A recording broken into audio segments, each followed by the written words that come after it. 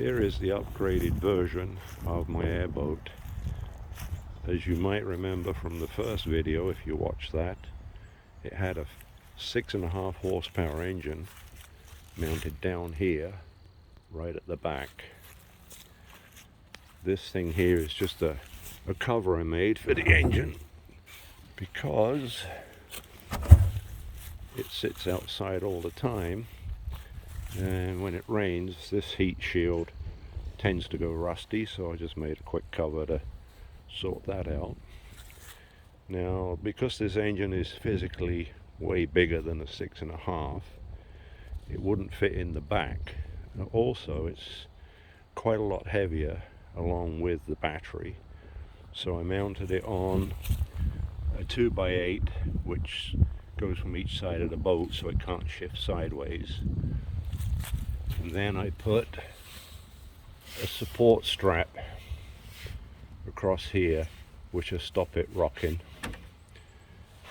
I spent a long time lining up the Lovejoy coupling so that everything was in line before I drilled the hole in the seat. I drilled a hole with a 2-inch hole saw each side of the seat, and then because the seat's full of foam, I just cleared the foam out through there so that the shaft can run right through down to the back.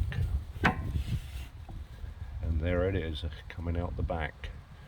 And I just had room for the belt and the pulley to clear the seat and the drive shaft for the prop.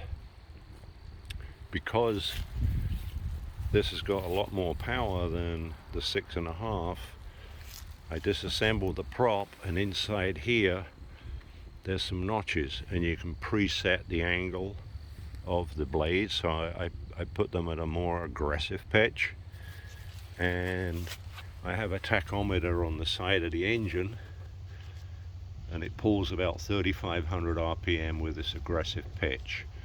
With the 6.5 horsepower, I had to put it to the shallowest pitch possible for it to reach any kind of decent speed.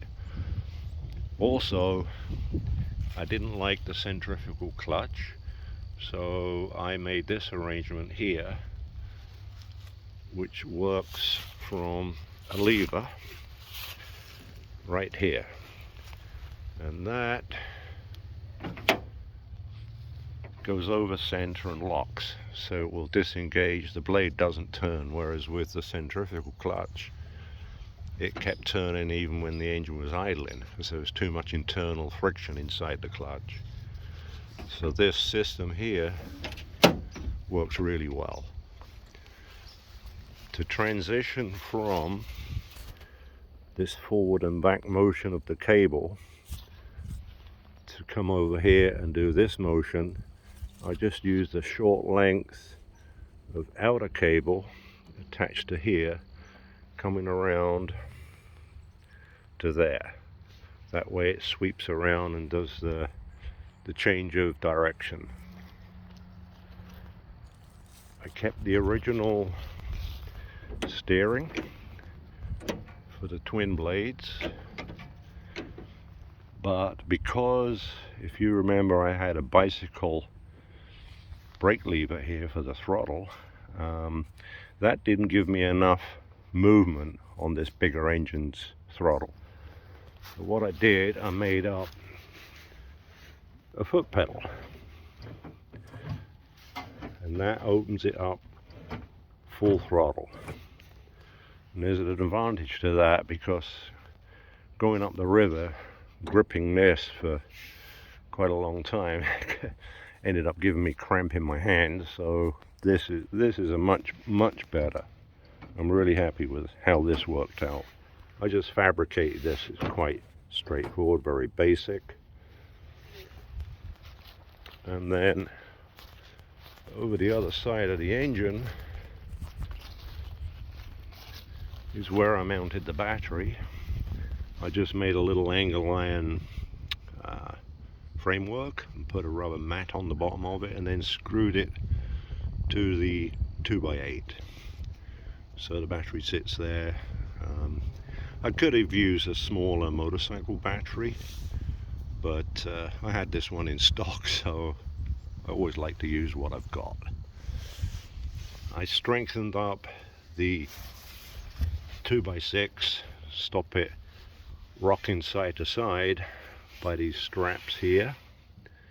One goes there, and then there's 2 screws that go into the rib, and there's a strap like this on each side of the engine.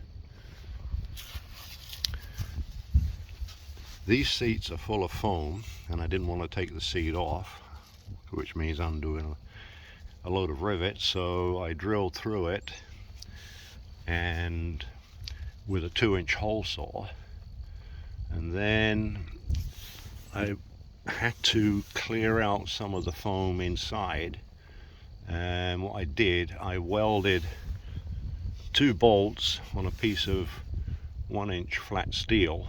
I made 4 of those, and clearing out the foam with my fingers, I could get them fed through, and that way I could put the nuts on the bolts. Otherwise it would be pretty darned impossible to do that. So this setup now does about 11 kilometers an hour. I do believe the 6.5 horsepower, the best I could get out of that was about 4. So it's considerably faster, and it gets me up the river for fishing, which is basically what I use this for. And the reason I had to use this was because below the surface of the river, there's some rocks, big ones, probably about 3 feet in diameter, and they lurk just below the surface. Whereas with a boat like this, with this setup, it just rides over them, nothing underneath to get damaged.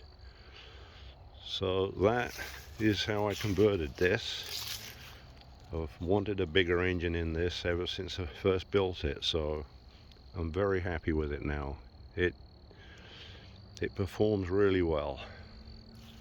Very basic, don't need anything fancy to build it.